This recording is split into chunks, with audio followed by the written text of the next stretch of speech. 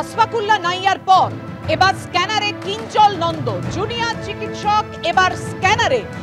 Junior চিকিৎসককে কি কারণে জানতে চাওয়া হয়েছে যে নানান রকম তথ্য, সেটা অধ্যক্ষকে রাজ্য মেডিকেল কাউন্সিল চিঠি পাঠিয়েছে যে কতদিন ছুটি নিয়েছেন কিঞ্জল, এবং সেই ছুটি কিঞ্জল নন্দ অর্থাৎ জুনিয়র চিকিৎসক যিনি আরজিকর আন্দোলনের অন্যতম মুখ, সেই ছুটির নিয়ম মেনে নিয়েছিলেন কিনা, বিজ্ঞাপন আর সিনেমায় অভিনয় করতে অনুমতি নিয়েছিলেন, আরজিকর মেডিকেলে পিজিটি হিসেবে কত স্টাইপেন্ড পান কিঞ্জল নন্দ, একের পর এক তথ্য জানতে চেয়েছে অধ্যক্ষের কাছে মেডিকেল কাউন্সিল। রাজ্য মেডিকেল কাউন্সিল ঠিক কি মর্মে চিঠি পাঠিয়েছে আর কি জানতে চেয়েছে অধ্যক্ষের কাছে, এই বিষয়ে বিস্তারিত আপনাদেরকে জানাবো। আমাদের সঙ্গে রয়েছেন আমাদের প্রতিনিধি ঝিলম করঞ্জাই। ঝিলম, একদমই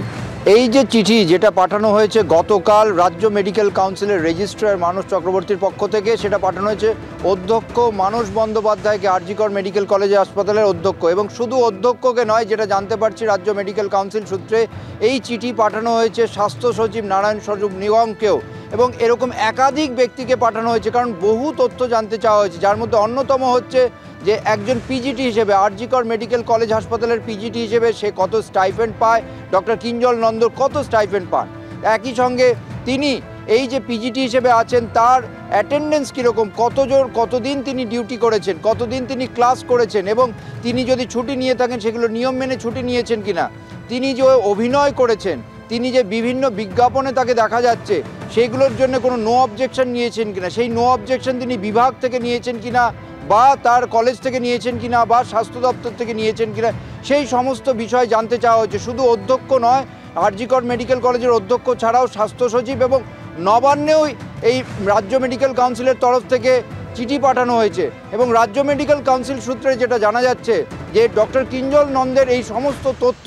তারা এক জায়গা থেকে পাবেন না বলেই একাধিক জায়গায় তারা এই চিঠি পাঠিয়েছেন, এবং এই চিঠির উত্তরের ওপর নির্ভর করছে তাদের পরবর্তী পদক্ষেপ। আমরা জানি যে ডক্টর কিঞ্জল নন্দ তিনি এই আন্দোলনের একটা অন্যতম মুখ, এবং মাঝে মাঝেই বিতর্ক হয়েছে তিনি এই আন্দোলনের পরবর্তী সময় যে বিভিন্ন সিনেমায় অভিনয়ের যে বিজ্ঞাপন প্রকাশ্যে এসছে বা বিভিন্ন বিজ্ঞাপনে তাকে দেখা গেছে তা নিয়েও বিতর্ক হয়েছে। এরপরে আমরা দেখতে পাই যে ডক্টর আশফাকুল্লাহ নাইয়ার নামে যে অভিযোগ হয়েছিল তা নিয়ে পুলিশে অভিযোগ হয়, এবং রাজ্য মেডিকেল কাউন্সিলও তাকে শোকজ করেছিল। এরপরে আজকে আমরা যেটা জানতে পাচ্ছি যে গতকাল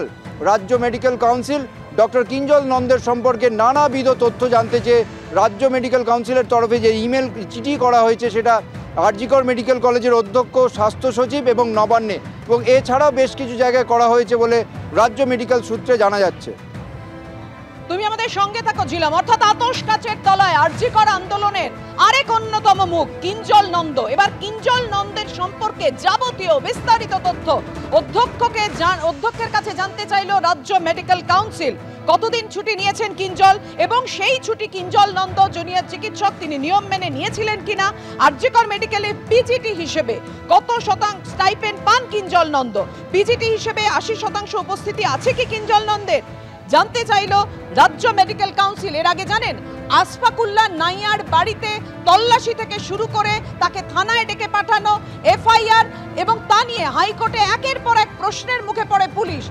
যে কেন তড়িঘড়ি এফআইআর হলো, যদি পুলিশের কাছে তথ্য প্রমাণ না থাকে কি কারণে এত তৎপরতা, একেবারে ছত্রে ছত্রে পুলিশকে ভর্ৎসনা করে আদালত